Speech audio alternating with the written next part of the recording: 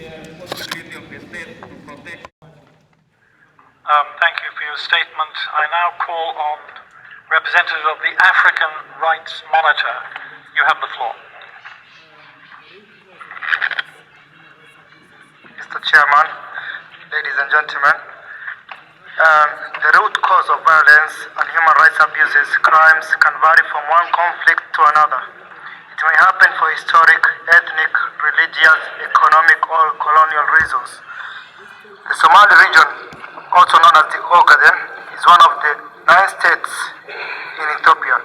This territory is practically under martial law and is a war zone fought between the Ethiopian government forces, including special local militias, and the ONLF, the Ogaden National Liberation Front.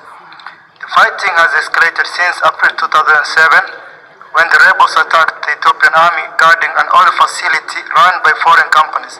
Since then, that is in 2007, the government sealed off the Ogaden and expelled human rights organizations such as the ICRC and MSF. Furthermore, it banned trade and aid from the area, claiming that the region is restricted due to a military operation. Ever since, extrajudicial killings, rape, detention, and forceful relocation and confiscation of private properties have become a daily practice in the Somali regional state. In the case of Ogaden, it is important to mention the historical dimension of this conflict. The Ogaden was claimed by the British, the French, then by Italy, and finally by Ethiopia.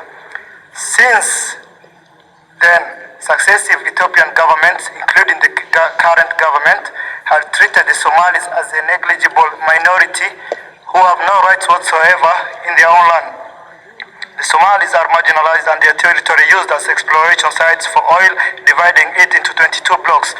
Although the current Ethiopian government recognizes the right of self-determination in its constitution and many other democratic rights, in practice its rule is contrary to what it has put in legislation and constitution. We, as the African Rights Monitor, we recommend that the Ethiopian government stop all human rights violation and allow the United Nations full access to investigate these violations. Lift the embargo on trade and aid in Ogaden. Stop using the military and paramilitary forces to collectively punish the civilian population. We also recommend both the Ethiopian government and the Ogaden National Liberation Front to start the peace talks mediated by the Kenyan government and find a just solution to the conflict that will be sustainable and viable. We also recommend the Forum, the United Nations Human Rights Organization, and the international community to give attention to the Ogaden conflict and take measures that can save lives and bring peace as it has done in other parts of Africa and the world. Lack of UN engagement and interest in resolving the Ogaden conflict has given those who are committing crimes in Ogaden a carte blanche and an incentive to act with impunity. Thank you very much. Intervention. I now call the representative of the Ogaden Youth and Student Union. You have the floor.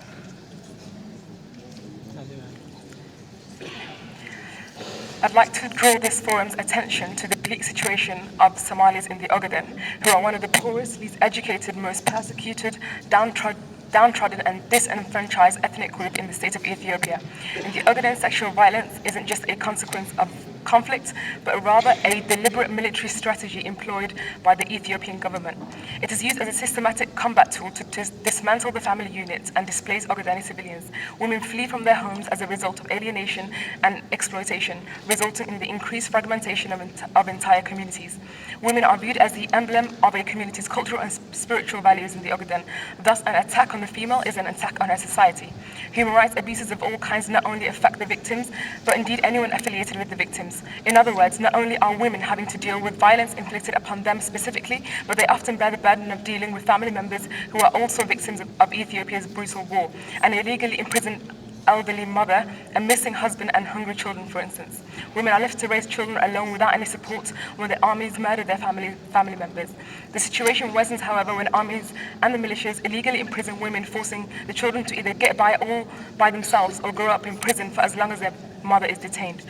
Human Rights Watch says, with regard to the impunity of the militias, that security forces can do more or less as they want. They're instructed to act as they wish and to use any means necessary so long as they inflict terror upon the civilians. As a result, they travel around cities, small towns and villages where they burn villages to the ground, kill the elderly and purposely rape women in front of their husbands and families. Women in the Ogaden are subjected to humiliation, degradation, and dehumanization when they are routinely raped in front of their fathers, brothers, and husbands intentionally, killing them if they protest. We all know that such violation of women erodes the fabric of a community in a way that weapons can't.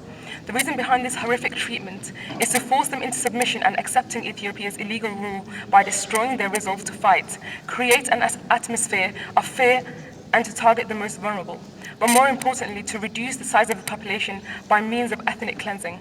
The international community, as well as the UN, and this forum needs to exert pressure on the Ethiopian government to stop its human rights violations against Ogaden civilians, such as extrajudicial killings and the burning down of entire villages. By monitoring how they use the billions of dollars worth of aid they receive yearly, this aid that is intended for development and for those most in need of it is used to oppress innocent civilians daily. Ethiopia must lift the trade embargo, allow journalists and human rights organizations to work freely in the Ogaden in order to reveal to the rest of the world what the government is trying so hard to conceal. Thank you for your attention. Thank you.